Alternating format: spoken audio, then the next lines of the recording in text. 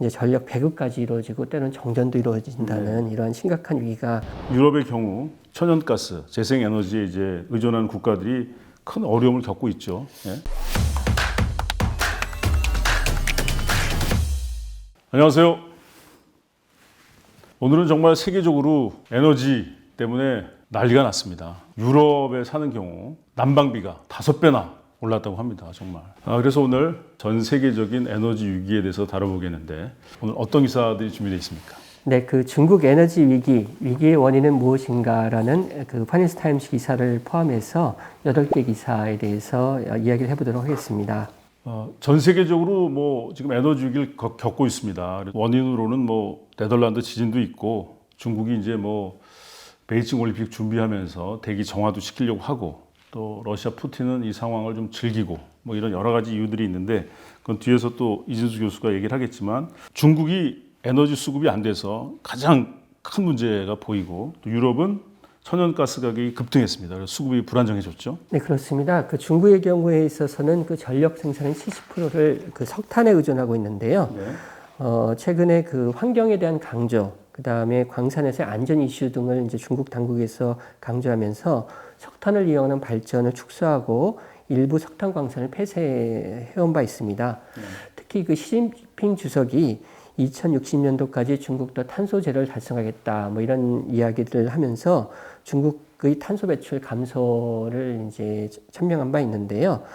그 이후에 중국 정부가 그 탄소 배출 감소를 위해서 더욱 노력을 이제 기울이고 있고, 이러한 상황에서 국내 석탄 공급이 좀 원활하지 않은 측면이 최근에 있었습니다. 중국 같은 경우는 워낙에 이제 뭐 중앙 집권적이라 시진핑이 한마디 하면 지방 정부들이 그냥 한결같이 따라가니까 그래서 이게 아직 재생에너지가 준비도 안 됐는데 공급을 줄이니까 이런 문제가 생긴 것 같은데 원인 중에 하나가 이제 코로나가 어디서 시작됐냐 이걸 가지고 이제 호주가 이제 질문을 던지면서 중국 정부가 이제 호주 정부를 이제 좀 본때를 보이겠다 해서 이제 호주로부터 석탄 수입을 안 했는데 인도네시아나 이제 몽골 쪽 석탄을 가져왔는데 뭐 질도 뭐 호주 석탄보다 못하지만 여기에 또 뭐 인도네시아 홍수나고 또 몽골 같은 경우 코로나가 발생하고 그래서 이제 수입도 원활하지 않은 그런 상태가 돼버렸어요.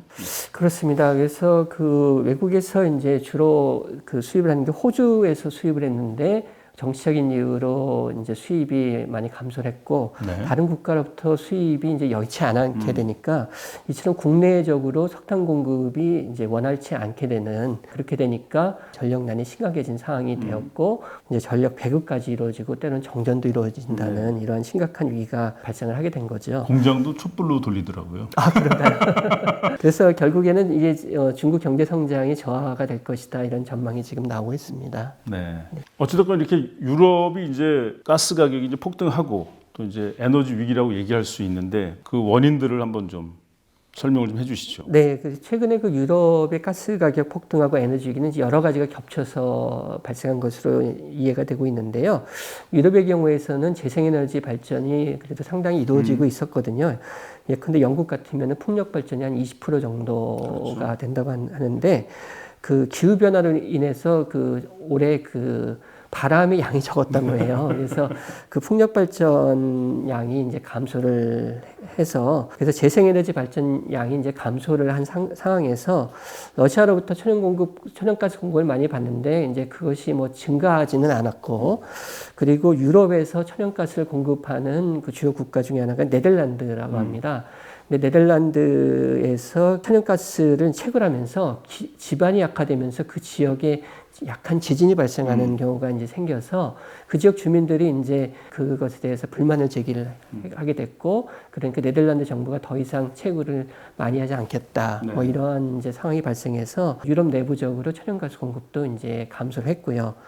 또 이를 대체할 수 있는 게 이제 카타르나 이런 그 지역으로부터 해상을 통해서 그 LNG, 액화 천연가스를 공급을 받는 건데 지금 전 세계적으로 이렇게 에너지 문제가 생기면서 중국이나 이런 데서 카타르로부터의 또 천연가스 수요가 또 증가하니까 또 유럽에 공급하는 양이 또 감소할 수밖에 없는 그런 상황이 겹쳐가지고 전반적으로 유럽에 대한 천연가스 공급이 감소한 이런 상황이 발생해서 그 유럽의 천연가스 가격이 아주 폭등한 그런 상황이 발생하게 됐다고 합니다. 네, 중국의 해안 도시에서 뭐 매년 1,500만이 이제 가스를 쓰는데 이게 뭐 네덜란드, 벨기에 1년 합친 양입니다.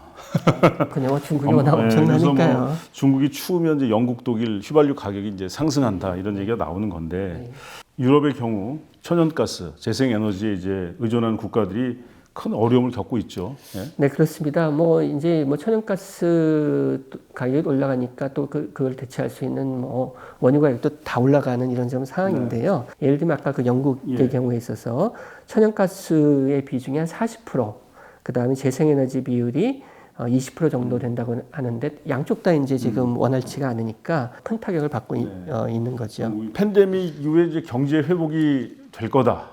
이런 낙관론이 있었는데 에너지 위기를 맞이하면서 낙관론이 이제 급격히 사그라들고 있는 그런 상황이고 또 유럽 같은 경우는 그 기후 변화에 있어서 글로벌 리더가 되려고 했습니다. 그래서 아시아 경제도 이제 여기에 뒤처지지 않으려고 이제 화석 발전 연료로부터 멀어지려고 했는데 이렇게 하다 보니까 그 중간 대체 에너지로 가스가 필요해진 거죠. 근데 그렇죠. 결국은 유럽도 가스가 필요하고 중국이나 인도 이런 곳들도 가스가 필요하다 보니까 이제 미국하고 카타르산 그 LNG에 의존할 수밖에 없는 상황이니까 뭐 아시아, 유럽 다 가스를 찾으니까 이 가격이 폭등할 수밖에 없는 그런 상황이 됐습니다. 그 원유보다는 가스 쓰는 것이 탄소 배출량이 적다고 합니다. 그렇죠. 그래서 이제 이행하는 과정에서 그 가스를 좀 더 많이 사용을 하려는 수요가 여기저기서 많이 일어났고요. 김범사님 얘기했듯이. 그런 그 수요 증가가 이제 전반적으로 가격 상승을 불러일으켰고 또 재생에너지가 충분히 또 공급된다 그러면 이제 그러한 그 에너지 위기가 좀 덜할 텐데 아직까지는 거기까지는 가지 못한 상황에서 공급 부족이 발생하니까 전반적으로 에너지 위기가 발생하는 그러한 상황이 되었습니다. 그래서 이제 이런 에너지 위기가 이제 앞으로도 그러면 계속될 수 있지 않겠느냐. 왜냐하면 화석 연료 경제에서 재생에너지를 중심으로 하는 탈탄소 경제로 가는 데 있어서 이처럼 공급이 부족하게 되면 이런 위기가 발생할 수 있지 않겠느냐는 우려가 이제 제기가 되고 있고요. 그에 따라서 일각에서는 이렇게 급격하게 이행하는 것이 바로 이런 에너지 위기 원인이다. 그래서 이렇게 급격한 이행을 하지 않도록 해야 된다는 비판을 제기하는 측도 있고요. 그렇습니다. 이게 뭐 난방비가 뭐 매달 50만 원이었다고 쳤을 때 뭐 5배에서 10배 오른다. 500만 원 된다 그러면 재생에너지고 뭐고 일단 살기가 어려워지잖아요. 뭐 당장 어려우니까요. 우리 인류의 미래를 위해서 반드시 재생에너지로 가야 되는데 엄청난 저항에 부딪힐 수 있는 그런 가능성도 있는 상황이 되어버렸습니다. 그렇죠. 그래서 그러한 우려를 하는 재생에너지로 가야 된다고 생각하는 그룹에서도 그런 우려를 하는 사람들이 많이 늘어나고 있습니다. 근데 이제 이에 대해서 이제 어떻게 그 대응해야 되느냐가 이제 문제가 되겠는데요. 국제에너지기구는 이전에 말씀드린 바와 같이 그 1974년 설립된 에너지 관련 국제 기구인데요. OECD 국가들이 참여할 수 있고 현재는 우리나라를 포함해서 30개국이 참여하고 있습니다. 그에 따라서 그 국제에너지기구는 그 각 정부의 국가의 에너지 정책 수립에 영향을 아주 미치는 중요한 기구여서 그렇죠. 여기서 발표하는 보고서가 굉장히 중요한 국제적으로 중요한 그렇습니다. 비중을 갖고 있거든요. 근데 이제 이 보고서에 따르면은 그 화석연료 관련 투자가 지난 몇 년간 굉장히 줄어왔습니다. 이제 앞으로 이제 이행을 할 거니까 여기에 투자를 했을 때 향후에 그 투자 수익이 그렇게 높지 않을 거로 예상하는 그러한 석유 관련 기구 그 회사들이나 또 이러한 투자들에 대해서 반발하는 또 환경 단체 뭐 이런 여러 가지 영향들을 해서 최근 몇 년간 그 에너지 기업의 그 화석연료 관련된 투자가 줄어왔거든요. 그렇죠. 그래서 이러한 게 이제 문제라고 이야기하는 이제 그룹들이 있는 건데요. 왜냐하면 뭐 이렇게 지금 투자해봤자 결국 화석연료 없어진다 그러면 투자자들은 뭐 다시 그렇죠. 이제 수익을 얻을 수 없으니까 이제 당연히 대체 에너지가 마련되기 전까지 투자자들이 어느 정도 안심을 줄 수 있는 그런 조치도 필요하다는 얘기도 나오고 있습니다. 그죠? 그렇죠. 근데 국제에너지기구에서는 이에 대해서 화석연료 관련 투자는 2050년 탄소 제로를 달성하기 위한 과정대로 지금 그 이루어지고 있는 것이다. 그러니까 제대로 줄어들고 있는 것이다. 이러한 입장을 이야기를 하면서요. 오히려 문제는 그 목표 달성을 위해서 재생에너지 관련 투자가 이루어져야 되는데 현재 많이 부족한 상태다. 현재보다는 3배는 더 투자가 이루어져야지 그 예정대로 2050년 탄소 제로를 달성하는 그러한 그 목적을 달성할 수 있다. 그래서 오히려 방점을 그 재생에너지 투자가 더 많이 이루어져야 된다는 데 두고 있습니다. 네, 그래서 사실은 뭐 중국이나 인도 이런 데서 이제 에너지 위기를 겪는 것을 보면서 미국, 유럽은 그래도 좀 다르지 않겠는가 했는데 크게 다르지 않은 상황입니다, 아직은. 네, 특히 유럽 쪽은 지금 그런 상황이죠. 네. 그리고 또 하나 걱정되는 거는 사실은 그 독일의 메르켈도 후쿠시마 원전 그뭐 굉장히 큰 비극이잖아요.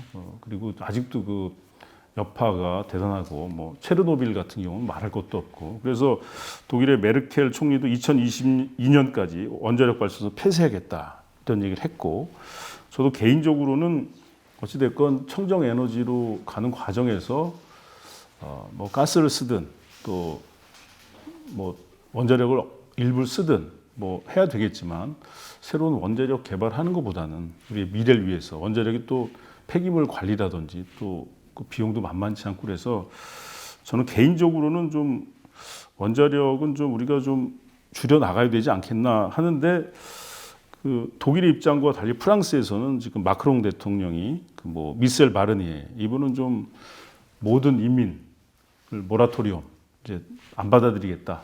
이제 안 받아들이는 걸 넘어서서 그동안 이민했던 거 다 이렇게 되돌리고 싶어 하고 에릭 젠무르라고 이분은 뭐 프랑스의 이제 트럼프라고 불리는 분인데 200만 명 내쫓겠다. 근데 이런 좀 분들의 영향을 받아서 그런지 유럽이 또 에너지 위기가 있으니까 이제 원자력 중형 원자료를 추가로 설치하겠다 이런 얘기를 하는데 뭐 걱정이 좀 되기도 합니다. 이 원자력이 이제 그 논란의 중심에 있는 것 같습니다. 그러니까 네. 이행 과정에 있어서 다른 재생에너지를 급격하게 증가시키는 게 쉽지는 않다. 뭐 네. 이러한 판단을 하는 분들이 있고요. 그렇죠. 그러면 그 과정에서 에너지를 안정적으로 그 제공할 수 있는 게 바로 원자력이다. 물론 그 위험은 있지만 그런 이제 논리인 것이죠. 그래서 이제 프랑스 같은 경우에는 지금 원자력의 비중이 한 70% 정도 되는데 그 마크롱 대통령이 취임 초기에는 사실은 그 후쿠시마 원전 예. 그런 그 사건을 보면서 원자력 발전의 비중을 줄이겠다. 네. 그래서 2035년까지는 50% 수준까지 줄이겠다.